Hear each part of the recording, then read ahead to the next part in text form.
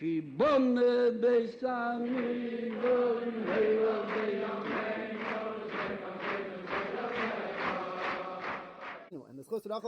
Olá, gente. Shalom, shalom a todos. Estamos iniciando o nosso estudo diário das 7 leis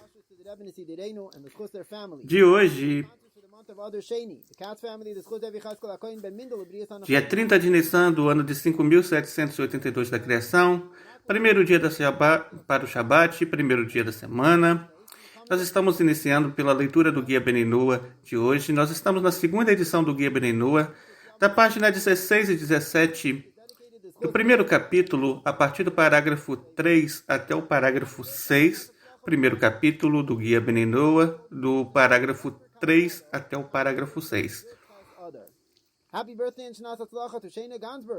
Nesse primeiro capítulo, nós estamos vendo sobre uma introdução sobre a missão em relação à nossa missão em particular, e também daqui é conhecido que o Ben Noa, o movimento Ben Noa em si, é a forma como as nações cumprem a sua missão. Então poderíamos pensar, será que alguém pode criar uma religião? Será que é permitido criar uma religião? Então é explicado no Guia Ben Noa da seguinte forma: imagine um piloto da aeronáutica israelense na Guerra dos 6 Dias, e seu comandante lhe ordena atacar o aeroporto do Egito. Qual seria sua punição se ele decide desrespeitar o comandante e atacar o aeroporto da Itália? Ou imagine-se a operação espacial da NASA, Apollo 11, na qual foram investidos bilhões de dólares americanos, milhares de horas de trabalho de cientistas e alguns anos de treinamento dos astronautas. O que aconteceria se Neil Armstrong, em vez de descer na Lua, achasse mais interessante visitar Marte? Assim também seria muito mais absurdo se um ser humano resolver criar regras, leis ou meios para servir e se conectar ao Eterno. Na linguagem de Maimônides, o princípio geral que rege esses assuntos é: não é permitido fundar uma nova religião ou criar mitzvot para si mesmos com base em suas próprias decisões, conforme nós podemos ler no Mishneh Torah, Sefer Shoftim, Ilhot Melahim, capítulo 10, Alahá, número 9. E ele continua: se um gentil cria uma prática religiosa, um tribunal judaico deve informá-lo que ele está transgredindo e de que ele teria a pena capital pelas mãos dos céus. No entanto, ele não é executado, conforme nós podemos ver também no Mishneh Torah Sefer Shoftim, Ilhot Melahim, capítulo 10, agora Alahá, número 9, ou seja, lei número 9. Então daqui nós aprendemos que cada pessoa, cada ser humano, todos os seres humanos, todos os seres, toda a vida, ela tem a sua missão aqui neste mundo. Todos nós temos nossa missão. Enquanto a missão do povo judeu é cumprir as 613 mitzvot, nós temos a nossa missão de cumprir as 7 leis e suas ramificações, cada um com sua devida missão. Essa foi a ordem que nós recebemos de Hashem. Quando o ser humano ele vai além dessa missão, ou melhor dizendo, quando um ser humano cria uma nova religião, ele está se desfazendo dessa missão. Quando o ser humano cria novas regras, novos preceitos, novas formas de adorar a Deus, regras que não foram ordenadas na Torá, ou regras que o ser humano deseja criar para o seu próprio bel prazer, ou criar regras como aqueles que criaram novas religiões, ele está praticamente cometendo uma transgressão. A transgressão de idolatria. Porque pela Torá, a idolatria, o verdadeiro significado de idolatria é exatamente esse: Avodah Zará. O que significa Avodah Zará? Avodá é serviço, Zará é estranho. Então, idolatria é serviço estranho. Uma vez que a gente não ordenou alguém criar novas regras, ou criar um novo livro sagrado, ou criar novos preceitos, então quando a pessoa acaba criando, ele acaba fugindo da sua missão e acaba criando uma prática nova. E por si só, cria-se também uma forma de praticar idolatria. Deus nos livre disso. Então, nós devemos concentrar em nossa missão. A nossa missão é cumprir as 7 leis e suas ramificações. Essa é a nossa missão principal. Nós devemos cumprir essa missão. Trabalhar, ir a fundo, se aprofundar.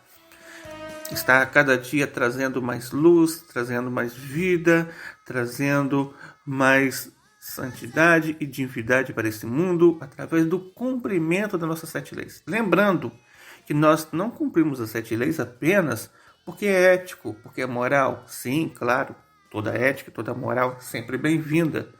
Mas não é só por isso.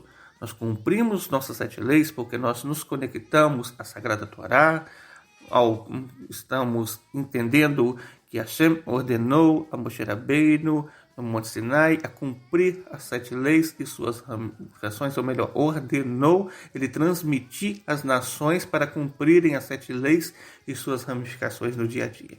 Então, esse deve ser o verdadeiro intuito e aquilo que nos motiva a fazer. Nós cumprimos as 7 leis para cumprir mitzvot, para nos conectar a Hashem, para estarmos cientes que estamos cumprindo uma missão divina.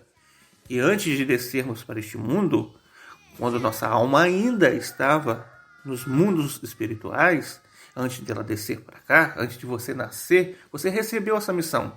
Essa é a sua missão aqui. Cumprir as 7 leis e assim trazer santidade, trazer divindade, trazer mais luz para a sua vida, a vida de sua família, a vida de sua comunidade e a vida de todos aqueles que estão à sua volta.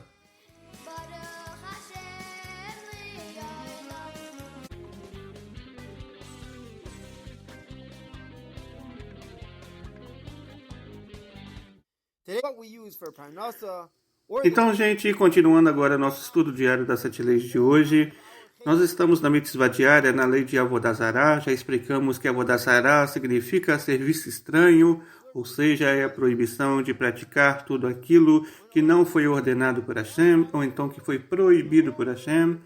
Dessa maneira, nós estamos ordenados a não praticar idolatria. Qual o conceito de idolatria? É praticar ou aquilo que foi proibido, ou melhor, ou praticar, de repente, aquilo que não foi ordenado. Então, seguindo a lista, a última ramificação pela lista do Aaron Lichtenstein, a 10ª ramificação, que é a última da listagem dele. Depois vamos ver outras listas, seguindo dos outros dias da semana, listas como, por exemplo, do Maimônides, ou então listas como, por exemplo, como o Merema Mifano. E hoje, na 10ª ramificação, está escrito que é proibido recorrer a qualquer coisa idolátrica, seja em palavra, seja em pensamento, seja em ação, ou qualquer outra coisa que possa, qualquer outra observância que possa nos levar à sua adoração. E daqui, lá em Vaikra, capítulo 19, versículo 4, lá na Parashat Kedoshim, está escrito o seguinte: você não deve se voltar para os ídolos. E daqui nós aprendemos, para evitar estudar as crenças religiosas e as práticas de idolatria e de outras religiões falsas, como mesmo que a pessoa não tenha a intenção de realmente praticá-las. A Torá avisa que meramente satisfazer a curiosidade sobre as religiões falsas leva automaticamente a ficar enredado nelas. As únicas exceções a essa proibição são para juízes de tribunais teocráticos, que devem estudar o suficiente das religiões idólatras para saber quais práticas devem ser punidas pelos tribunais e para qualquer outra pessoa que esteja usando especificamente as informações para refutar ou expor essas religiões falsas e para transformar seus adeptos na verdade. Então daqui nós aprendemos que nós não devemos nos voltar para os ídolos. E o que isso significa? Lá no Sefer Nuri vai explicar muito bem sobre isso. Está escrito lá no Sefer Nuri 153, consta da seguinte maneira: nós não devemos pensar nem usar nenhum tipo de palavra ou olhar para algo que nos faça voltar à idolatria com pensamento ou com palavra e nem mesmo com a visão, para de que não venha daqui para servir a essa idolatria, como está escrito em Levítico 19:4, você não deve se voltar para os ídolos. E eles, os sábios de bendita memória, disseram lá em Sifra Kedoshim, seção 1:11, se você se voltar após eles, você os torna deuses. Isso quer dizer o quê? Isso quer dizer se você se envolve com seus assuntos, quer dizer, vai refletir sobre as loucuras da idolatria, que aqueles que acreditam nessas idolatrias e falam sobre isso, por exemplo, que a constelação X ou que a estrela Y faz essa ação, e assim também incenso X ou serviço Y, ou você constantemente observa as formas que seus adoradores fazem para saber a maneira de sua adoração, tudo isso pode fazer com que você seja seduzido e cabe praticando esse tipo de adoração. At the end of Shemini Esrei, we say a pasuk from Tanakh that has the same first and last letters as our own name. For example, Maimônides, lá no Mishneh Torah, Sefer Shoftim, Ilhot Melahim, capítulo 9, Alahá número 2, ele diz que um gentil que adora falsos deuses é culpado, desde que os adore de uma maneira que represente a adoração daquela idolatria. Ele continua dizendo que um gentil é punível por todo tipo de avodazará, que um tribunal, avodazará idolatria, que um tribunal judaico consideraria digno de pena capital um judeu. No entanto, um não-judeu, ou seja, um gentil, um benoa, não é executado, mesmo na época dos tribunais não seria executado por um tipo de avodazará que um tribunal judaico não consideraria digno de punição um judeu. No entanto, embora um não-judeu não seja executado por essas formas de adoração, ele está proibido de se envolver em todas elas. Não devemos permitir que erijam uma matzevá, ou plantem uma asherá, ou façam imagens em coisas semelhantes, mesmo que sejam apenas por causa da ornamentação. E continua agora o Maimônides, em leis de idolatria, lá no Mishneh Torah, lei de idolatria 2.2, e também no Guia Beninoa, na página 51, está escrito que muitos livros foram escritos pelas crenças idólatras, explicando a natureza de sua idolatria, o serviço, procedimentos e leis, e não se deve ler esses livros, nem se deve pensar sobre eles, nem falar sobre eles. Então, daqui, nós aprendemos que nós não devemos estudar os manuais ou os livros sagrados da religião tal, ou então do segmento esse, do segmento X, do segmento Y. Esses livros que abordam sobre a forma como eles acreditam, como a forma como eles professam, a maneira como eles se conduzem, nós não devemos praticar nenhum tipo de estudos desses livros sagrados de outros segmentos, de outras religiões. Por exemplo, não estudar o NT, não estudar o Alcorão, não estudar o Dharmas dos budistas, e por aí vai. Nós não devemos estudar nenhum tipo de livro que aborde conceitos de outros segmentos de outras religiões.